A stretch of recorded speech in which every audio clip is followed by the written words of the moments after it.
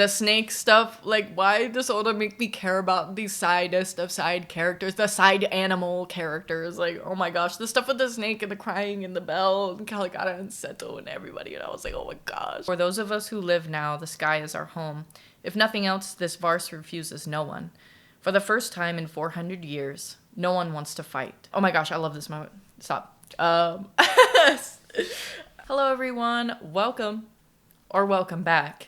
It's been a very long time since I have made any sort of One Piece video, and yeah, so you can see that I'm posting on my other channel. The reason why I am posting on this channel and not posting over the manga channel is because I've started to develop a community over here at the NoelleDReads channel, so I will be trying to move over all of my manga stuff over here for all the future manga stuff. So all of the previous manga videos will stay up, all of the One Piece videos will stay up, so if you ever want to go back and watch those, they will be there for you. But I will be recording everything else from now on over here because I feel that I can't deliver on two channels, and I made that pretty evident by, you know, being gone for an entire year, and I feel like I just put a whole bunch of pressure on myself, and no one else put this pressure on me, right? Like, I just did it to myself. But I'm finally back. I'm back from studying abroad in Costa Rica, which is actually kind of where I started picking up One Piece again, so I feel like if One Piece didn't already have a special place in my heart, which it does, it, you know, has even more of a special place now. And my cats are really trying to terrorize me right now and just do all their things. Okay, I have lots of notes for Skypiea. I feel like Skypiea was kind of long, and I do want to say that any corrections to anything that I'm saying is absolutely welcomed. Any knowledge that you have, because I've had a lot of people come and tell me some historical significances of things, and I really, really enjoy that. Opinions are most definitely welcomed and encouraged. The only thing that isn't is disrespect and spoilers for the rest of the series. So I will be talking up until chapter 303, which is the end of Skypiea and the beginning of a like short arc that comes right before Water 7. So I haven't read that yet, but I will be soon. So let's go ahead and get into all of my notes that I have for all of these. That's so exciting. I'm so happy to be talking about One Piece again. So Skypiea starts on volume 25. Oh, the way I do my One Piece videos, I talk about all of my notes that I took throughout the series, or throughout the arc. So basically what that means is that I will have kind of like a review and also a, what's it called when you go over something? A review and a summary. What I didn't know is that Sanji was born in the North Blue, and I feel like that's something that will come up later.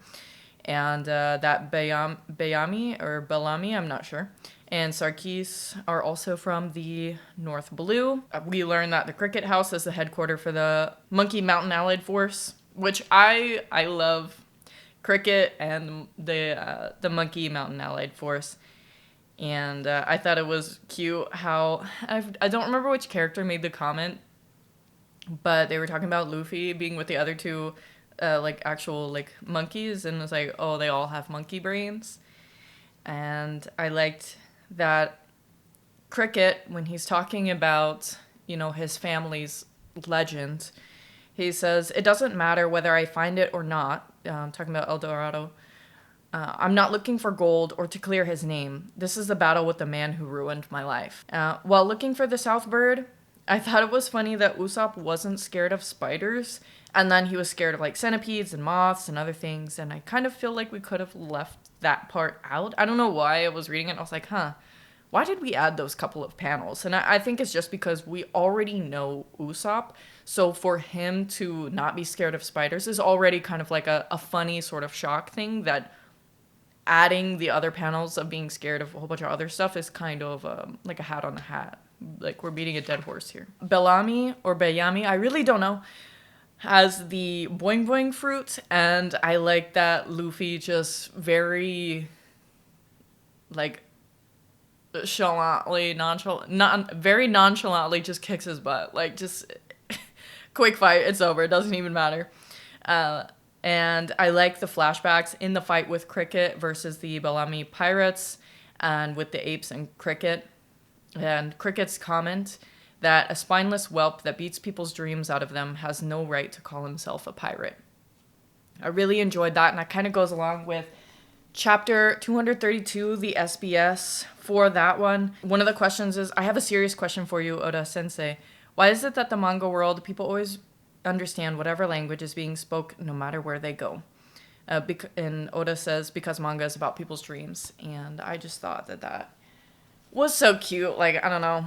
And me, especially, like, liking languages and, like, studying Spanish and, like, wanting to be able to help people with the language. Like, I feel like that just, like, speaks to me, you know?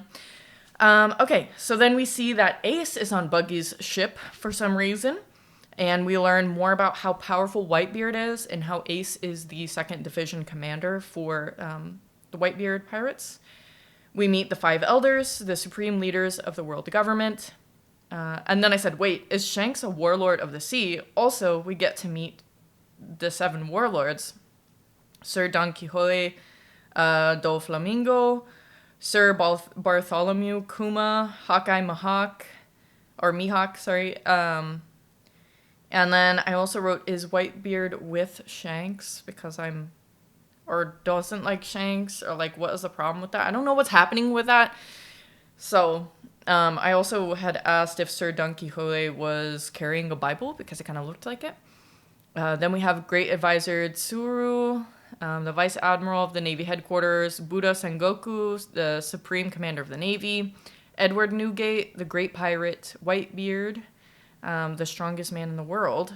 And then I said that naturally he would have tons of women, nurses, and also having some sort of drug or saline or alcohol going through his veins, naturally, as a mustache twirly type of villain. It kind of gives those vibes there. We meet some of the Blackbeard pirates, Teach, Supersonic Van Ogre, Champ, and Dooku. And then I said, oh wait, have we met them all at this point? Because I was trying to remember if we had already met them at this point or if we're meeting them again. So, and then Cricket just has so many good quotes in Skypiea.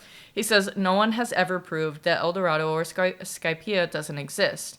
That's what makes it a great adventure. And then I said it was such a treat that we got to, on the way, that the crew was on the way to Sky Island, that we, as the readers, get to see Shanks, Buggy, Mihawk, Whitebeard, Ace, all these people that I really enjoy reading about or also want to know more about, like Whitebeard. I don't really know much about him, but want to be able to learn more about him. I love Ace and Shanks and Buggy and Mihawk, so basically Whitebeard's the only one I don't love, but he's kind of an enigma, someone I want to meet and get to know. Then I start volume 26 at this point and said, for whatever reason, it took me months to get back into One Piece grind with volume 24 and 25, but that I feel re-obsessed. And I think that this was the point at which I am in Costa Rica, studying abroad, sitting under the mango tree at the school, and hoping that I don't get decapitated by a mango, because when those things fall, oh my, it was scary. So yeah. Anyway, so we have, this is the point where we meet Gamfor and Pierre, which is a bird who ate the horse fruit, which I thought was really interesting. And then we meet some of the gorillas, and we learn a little bit more about some of the world building in One Piece. Like, the blue sea is low, the white sea is in the middle, and the white sea is high at the top, which makes me think that there might be something underneath as well, under the blue sea, but I don't know.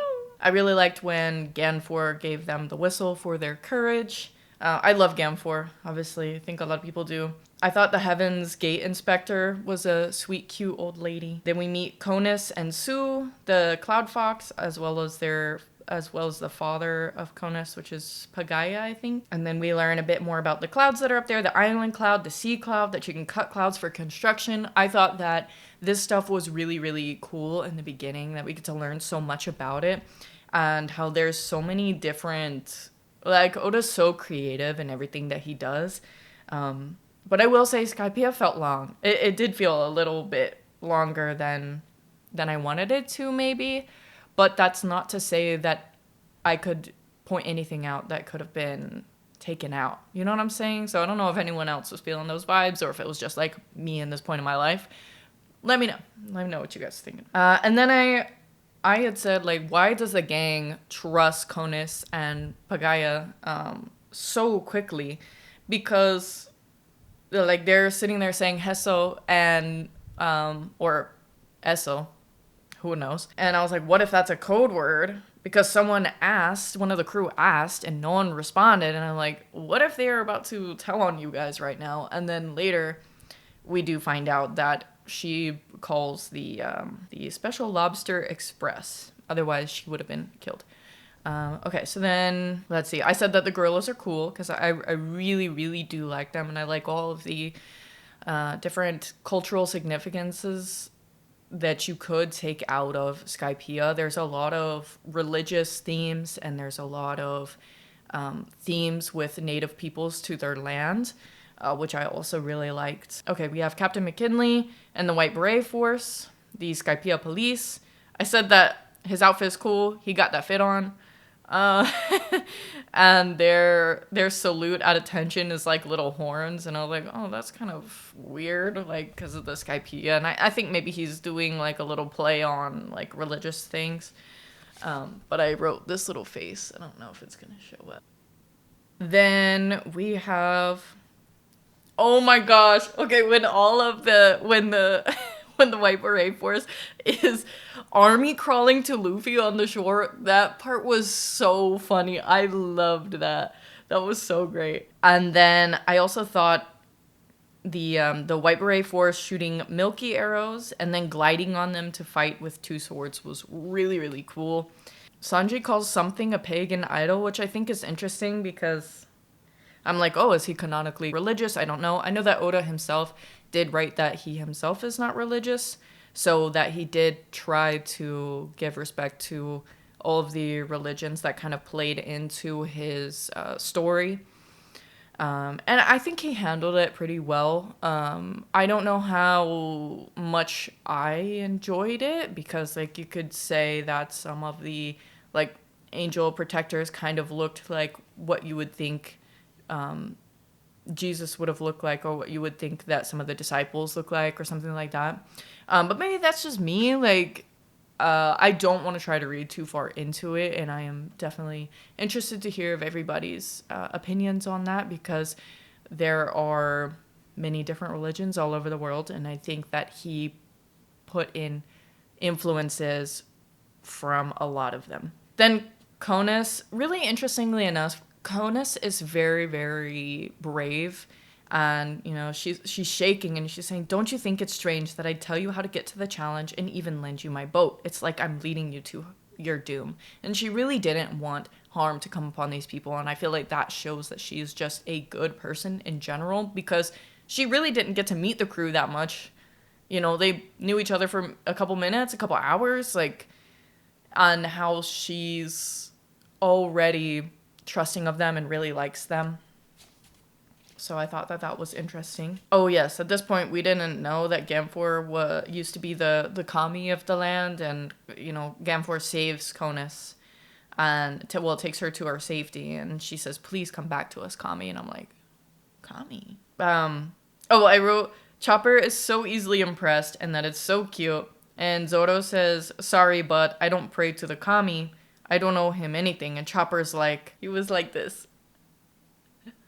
Dude, I love Chopper so much. Oh, and then I think they were using one of Usopp's tools or whatever, and Zoro's doing the Tarzan swing and yelling, and I think a couple of them start doing that. I had written here that they originally choose the ball challenge, and that I was wondering which of the I was wondering which one had the lowest survivability rate compared to the other ones. I wish I kept writing chapter marks volume marks, because I did not. I just, like, zoomed through. I was like, okay, let me just keep going. And then I forgot that I used to do, like, the little box that said, oh, I'm on this volume now, so that I can make it easier for myself. But, you know, we don't like to make things easy for ourselves here. Oh, no. Chopper panel of him blowing the whistle. Oh, gosh. Oh, here it is. I love this. because one of the vassals, I think it is, what, are you the only sacrificial lamb? The sacrificial lamb I can kill? And he notices and freaks out. I just love it. It's so funny. Okay. Then we find out that Gamfor was the leader of this land and that he was also friends with pirates. We learned that the Sky people are against the Shandians or I think that's right. The gorillas. They're in a perpetual war. That Eneru had stolen Gamfor's seat, and that before that, Gamfor was trying to bring peace with the Shandians. And I really like Wiper's character design. I think he looks really, really cool. Oh, ain't no way I said sad about Gamfor's death, but also questioning if he's actually dead. I don't exactly remember what I was writing here, but I liked Gamfor's sacrifice. And Pierre is also sacrificed a lot through Skypiea as well. And then, guys.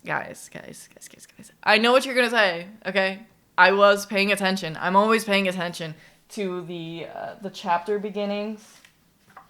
And Waypole starts designing toys for kids, and then he makes a Monopoly, and then I think things just kind of escalate really far, but I really enjoyed that. I also enjoy seeing Ace's stuff as well, where he was able to bring this girl's parents back to her. I think they were within the Navy headquarters or something like that, but she was a lost child. And then I liked how in the beginnings of some of the chapters, it showed all the Navy people being upset because they had bitter coffee. And then when the daughter is reunited with her parents, then she supplies milk to them. And then they're all like, oh my gosh, coffee's so much better with milk.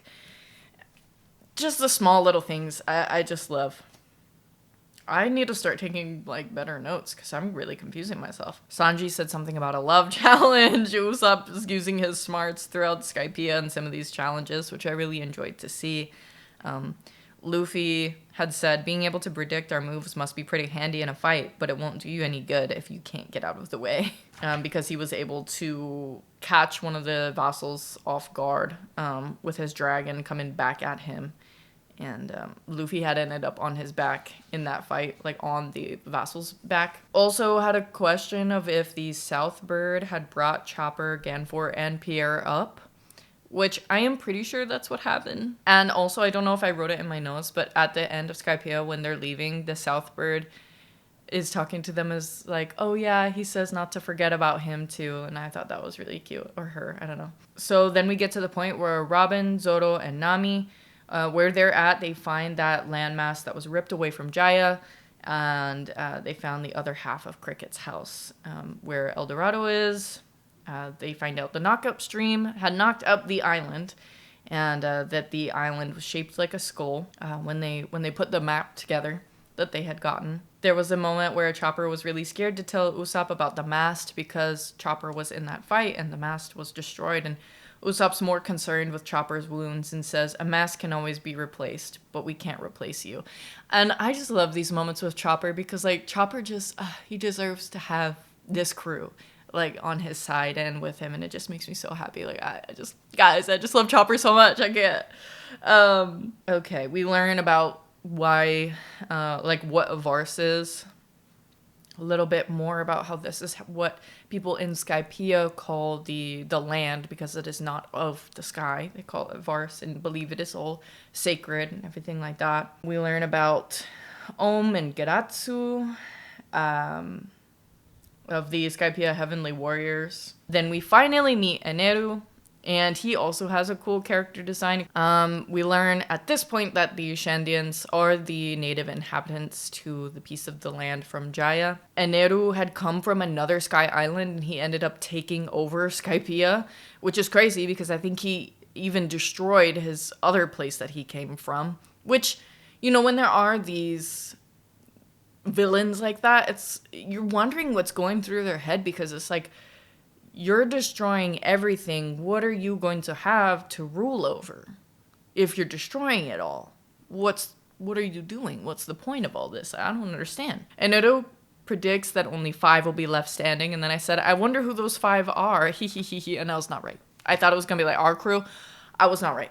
Wiper has a special ability. I'm not sure what it is, but it's powerful and sick. And then I learned that it is an impact dial, and that it is that there's also things that are stronger than the impact dial, that are more destructive, which is the reject dial, which we do end up seeing him use that quite a bit. And that there's I said that I like that we have different elements in Skypiea that we haven't seen before. So you've got the mantra, the dials, and the sky battles.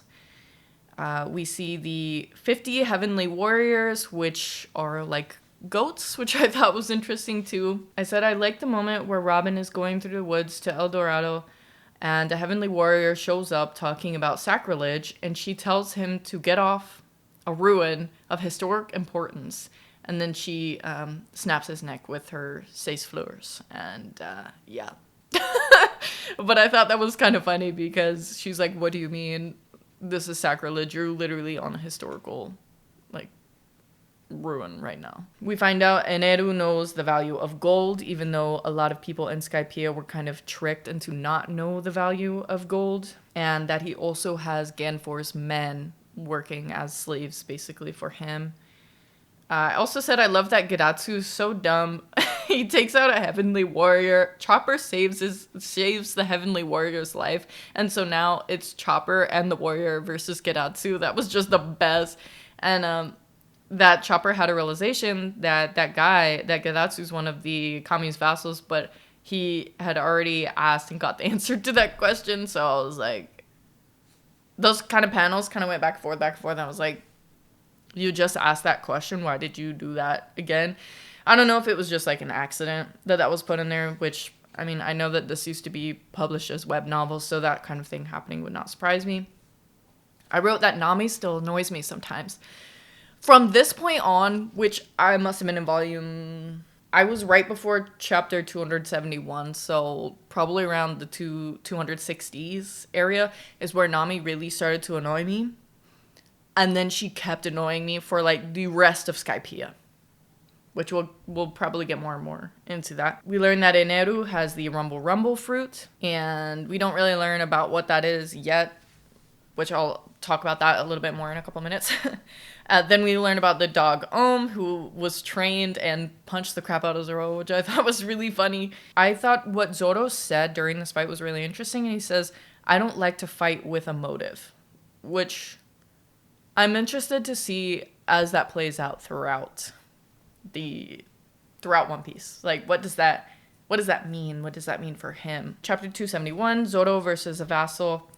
And I said, the bandana is on. This is not a drill. I repeat, this is not a drill. Because you know when that bandana comes on for Zoro, the fight is serious. I like the flash to the kids on Angel Island. And how unaware they are of things, because it just makes it feel so human and sad, and how people's, in this One Piece world, how they were being so, their view of reality was so distorted, because you see these kids who say, oh, my dad has been serving the Kami, I've never met him. And then the other boy says, yes, but your dad was chosen.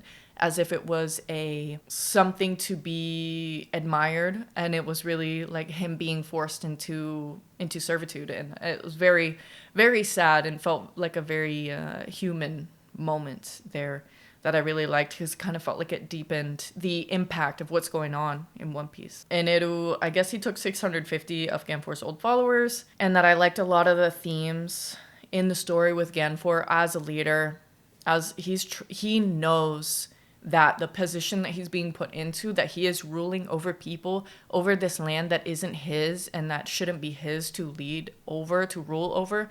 And he's trying to fight with, what happened in the past, and how can he change it now, and how can he be able to bring peace between all the people. I really liked all of those themes going on. We learned that the Rumble fruit is one of the fruits that are considered to be invincible. And I have it later on, the different types of fruits that there are. I think there are like 3 different types of fruits. Oh yeah, okay, so like the Paramythia is what...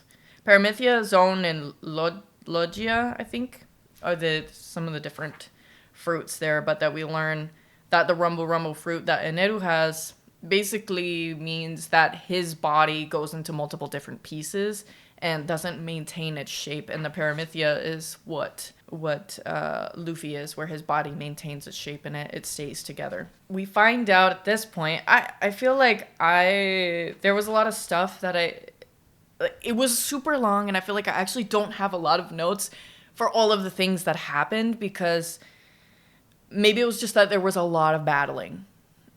Maybe that's why it felt really long. I don't know. We'll get back into it. I'm not saying I disliked it either. I'm just saying in terms of notes, I feel like I should have even more notes for how long Skypiea was. Okay, so we find out Eneru created the game so that those who survived would serve him on his godland. And then Eneru, I think he attacks Robin. And then Zoro's like, she's a woman. And Eneru's like, I know, I saw. It's just like ruthless. This is funny. And Viper, I liked when he was going to try to attack Eneru, which, I mean, you know, doesn't go super well for him. And he says, I'm happy to die if I can take you with me, because of all the pain and suffering that this one guy has created for all of like him and his people and his family. That I really like his courage. And then I put here, because we see that Eneru's powers don't work on Luffy, and I was hoping that they wouldn't, because Luffy's made out of rubber and Eneru's powers are electricity, or lightning. And I love Eneru's reaction to it. Yeah, like I was saying before, I said that I also wonder why Eneru had destroyed his own home. Other than the obvious of him just being evil. Oh, okay. I said, thank goodness someone said it. And there's a picture of this panel. And I think it's Zoro telling Nami to shut up, to be honest. Or telling her that she's annoying or something. Because I was, you know, like I said, I've just been so annoyed by Nami this volume. Oh gosh, I have no idea where it's at. Anyway, I'm pretty sure that that's what it is. And I did also take a picture of one of the panels where Nami was annoying me, because Ganfor comes to her and then he ends up leaving. She's like, oh my gosh, you're gonna leave a poor defenseless girl? And he's like, I have to go save people. And she's like, you're so blah, blah, blah. And I'm like, girl, you're really making me mad. That's one of the things. And she keeps calling him weird old man. It's kind of different when Luffy does it and some of the others. But Nami's like, I don't want to say she's smarter, but in some ways she's smarter than some of the other crews. So it's like, you know, his name is Ganfor, probably. She probably just doesn't care. And maybe that's just the vibes I'm getting from her is that she just doesn't care. I know that she cares about money. I know that's a part of her thing. But she's kind of like turned up a little bit more in this volume on being sassy and being very selfish, which I want to be a character arc for her. I want her to be better. I want her to be a better person.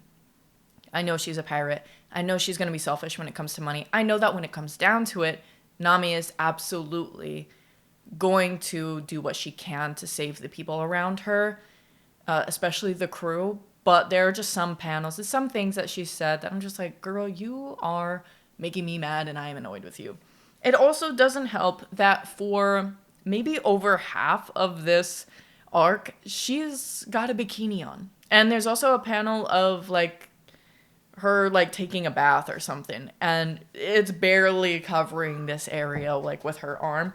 And can you all come down? And I'm a little upset about the fan service, honestly, because I know that the women are drawn a certain way and that's in a lot of manga, but like with them being less clothed and even bathing and stuff for the fan servicey stuff, like it's just not my cup of tea. I don't like it. It does upset me. So, you know, do with that what you will. It's still not to the point of like, oh my gosh, I gotta put down the manga because of this. It's definitely not that bad. It's just something that I take note of and will also tell you guys that I'm not liking that part of it and I'm not afraid to talk about that. So, okay. So, I wrote Gum Gum Space Cut. I don't know what that's about. Okay. I liked when Usopp had talked to Nami about Sanji and said that he had made his decision as a man. Don't waste his efforts when Sanji was trying to save her. And then Sanji versus Eneru.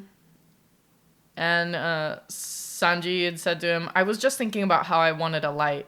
And also, drop dead. Because Eneru, I guess, kind of sets him on fire and it lights his cigarette. And that's a cool scene. Don't care, that is a cool scene. Usopp to Sanji. Usopp says, yes, Sanji, you were such a brave man. Don't die on us. And I thought that this is interesting, seeing Usopp being so quick to compliment Sanji on his bravery, and that Usopp is failing to see his own bravery in all of this, which I think is really cool, because Usopp, obviously, he likes to talk himself up and lie, and like that's a big thing for him. But when he actually does do something courageous and he actually does do something brave, he doesn't really like give himself any credit. He looks at what other people are doing, and I think that that's pretty interesting. Oh, I like the tie-in of Nolan being Kalagara's friend, which is crazy because we go into the whole thing with Nolan and Kalagara, and I didn't even know how they were going to be friends at all from when we started with the flashback and then when we continue into seeing the whole flashback. And I really liked the flashback, even though we didn't get any of our crew. I like seeing like the history part of stuff, and I like seeing for like deepening the stories of the side characters, because that makes a story feel more real and more important, like everyone is important in this story. And there was a lot of important themes, like I was saying, with this arc. There's a lot of important themes with Nolan and Kalagara's friendship. I like that Nolan was a botanist and what Nolan stood for as well. And then I did write bits and pieces of lots of religions in this arc. I guess I was continuing to think about it up at this point as well. Then we see that Nolan's crew cuts down the trees because it was dying, even though this is a part of the flashback where Nolan, who is now past at this point in the present One Piece story of where I was at, Nolan, this is when the Shandians island was still a part of Jaya, and Nolan comes in and sees this land and actually becomes friends with Kalagara, who ends up being a very renowned person of that land. And Nolan comes in and, as a botanist, comes and treats the tree fever, I think, and these people believe that their ancestors, their souls go into the trees.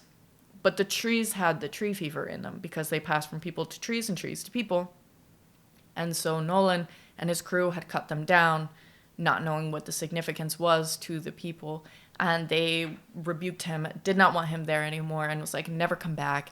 And then one of the crew explains to the girl, Kalagara's daughter, and says, like, well, why did you guys do this? Like, I just want to know why. And then he explains what I had just said and how he saved the people from that. And Kalagara's crying and yelling out to Nolan when he finds out about this and is like, please come back again. We also learned the Livnil Kingdom is Nolan's home. But yes, so for Kalagara, he says, I'll be waiting for you here on this island. And it was that was a very precious moment. And I also thought it was really sad when Kalagara was thinking about, like, oh, well, what would Nolan think of us when he doesn't hear the bell again and when he can't find us again, you know, and there's a lot of, like, sad stuff with that, too. And Nolan, at his execution, I love that his only thoughts were of Kalagara and of the place that he found. And he didn't really care that everybody thought he was a liar. He just cared about the health and safety of all those people that he met. And, you know, we can see how great of person Nolan was. I love how real Oda makes these characters, because I feel like I'm talking to you about a real person, you know? Okay, so then, let's see, where are we at? Oh, okay. Luffy has the idea in the forest. We get a flashback that shows Luffy having the idea in the forest to ring the golden bell to prove to Cricket that El Dorado exists, that the golden bell exists, that all of these stories from his ancestor were true, and that he was not Nolan the liar. And Luffy runs up this whole sequence with Luffy running up the bean pole and the bean post, the bean pole, whatever, the beanstalk, with this giant piece of gold like on his arm. And Luffy's incredibly strong. It's crazy. But I love his drive and his compassion and his ambition. Like, Luffy is he's amazing. But he wants the people below in the Blue Sea to know that Sky Island and El Dorado exists by ringing the bell. And I love that. And Nami, even though she kind of made me upset with this comment, it's whatever. She's like, oh, I'll help you, but only if you promise to keep me alive. And I'm like, okay, girl. Okay. Also, oh my gosh, stop. The snake waking up, the gigantic snake, which we had seen that the crew was asleep in, or not asleep in, that they got trapped in for a good portion of some of this arc. And the snake wakes up. We see that this is the snake from the flashbacks with Caligara and Seto? Oh my gosh, I said it the same way. Whatever. Saying that they're going to ring the bell again. And that snake had never heard the bell ring again. And he pictured himself as a young snake running after Caligara and Seto and crashes into the vine. Which, the snake stuff, like, why does Oda make me care about the sidest of side characters, the side animal characters? Like, oh my gosh, the stuff with the snake and the crying and the bell and Caligara and Seto and everybody. And I was like, oh my gosh, like, stop. Anyway, next, what does this say? Oh, I like once Wiper knew who Luffy was ringing the bell for, he said, is this a miracle? And reject dialed the beanstalk, which was his third time doing the reject dial, which we know that even just one use of the reject dial could kill a person. Then I liked the sentiment of what some of the characters had said when they're losing all hope, and Eneru is building up these giant surges of lightning and about to destroy all of Skypiea and all of the people. And I believe it's one of the White Beret leader who says, what else is there to do for humans other than to pray? And that I had really agreed with that sentiment, like myself as a Christian. They're praying to multiple gods, and like that's not a sentiment that I agree with, but that I agreed with the sentiment of, when I'm losing all hope, I pray to God, because sometimes that's all I feel like I can do, And so, like I said, I like that. And that I also feel like there's good and bad to all of the religious themes that Oda has in there, and that's a very difficult thing for him to have to try to navigate as a person who's not religious himself, trying to give respect to all of the religions. The "we're right here," which I think Luffy says that, maybe, that really, or does everyone say? I don't know.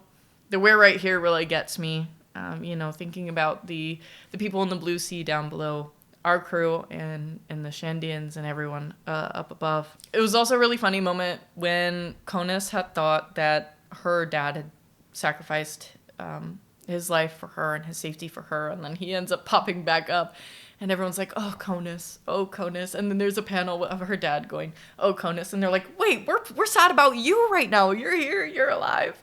Genfor goes back to the area of his previous followers. After Luffy defeats Eneru, it looks like Eneru's going to the moon, which is interesting. I feel like we may not have seen the last of Eneru also because he's still alive. I liked what the chief of the Shandians said, for those of us who live now, the sky is our home. If nothing else, this Vars refuses no one. For the first time in 400 years, no one wants to fight. And it shows the panel of everyone celebrating together, the Sky People, the Shandians, or Shandorians. Oh my gosh. Is it Shandorians this whole time? And I've been saying Shandians? Shandorian? Oh my gosh. Anyway, they're all running together to celebrate. And there was two people right in the front of the panel, and they're reaching out to each other and talking to each other and laughing with each other. And it's like the two worlds coming together and having peace. And I really liked that moment. I also wrote, what's going on with Konis' dad's stomach? I don't know if this was Konis' dad's stomach or just some other guy who looked like Konis' dad, but I'm going to show you guys the panel because it looked very strange. And I was like, dog, what is happening here for real? Oda, what did you draw? What did you draw here, dog? The stomach being the same as the face. Don't know what was going on with that. Also want to show you guys this panel of Eneru as he's about to... I don't know if this is when he was about to be destroyed or when he realized that Luffy... His powers didn't work on Luffy. Love that. And then I love this face from Luffy. My husband also loves this face. And the sweater that he bought me that I wish I could have worn today. But it is way too hot up here, so I could not do that. Is this one where he's, what is it, like the gum dazed or something like that. But I thought that was really cute. Okay, next, Usopp lying to trade rubber bands for dials because people in Skypiea don't know about this material. Luffy wanting to steal gold kind of caught me off guard because I'm like, oh yeah, they're still pirates at the end of the day. Like, even if they're trying to save all these people, they still want to steal the gold. And it's so funny because they were going to go and give him the pillar that broke off from the golden bell. And they're running away because they're like, oh my gosh, no, they're going to get us. They know we stole gold. And it's like, they would have let you happily take the gold.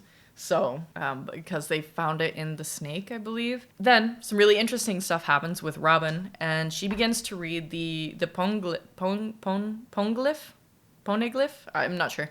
And turns away as she doesn't want to read about another dangerous weapon. But then sees at the end, it says, I hereby guide this document to its end. Pirate Gol D. Roger. And that he had came to that island about 20 plus years ago, and he had wrote on it and fulfilled its purpose, and that, I guess, guiding the message to its end or guiding the document to its end means that Roger delivered the message to his destination, and the chief, having had heard that, was overjoyed that they no longer had to fight anymore to protect this and that their ancestors' wish was fulfilled, and that Robin realizes that she needs to guide the poneglyphs that she knows of to the end of the Grand Line to Raftel, who we don't know who that is yet. So we're getting little new pieces of information here, which I'm excited about. And then Genfor is talking about Luffy and says Luffy has the same feel about him as Roger once did. And Robin says, I'm quite interested in him myself. Then I already talked about the chapter beginnings with Moda, reunited with her parents. And I said that maybe we'll see Isa again, and that I love the human moment. Oh my gosh, I love this moment. Stop. That Isa is with her mother, and she's cutting her hair and telling her that she's got to look cute, and that their weapon-bearing days are over. And I really, really liked that because that felt so special, you know?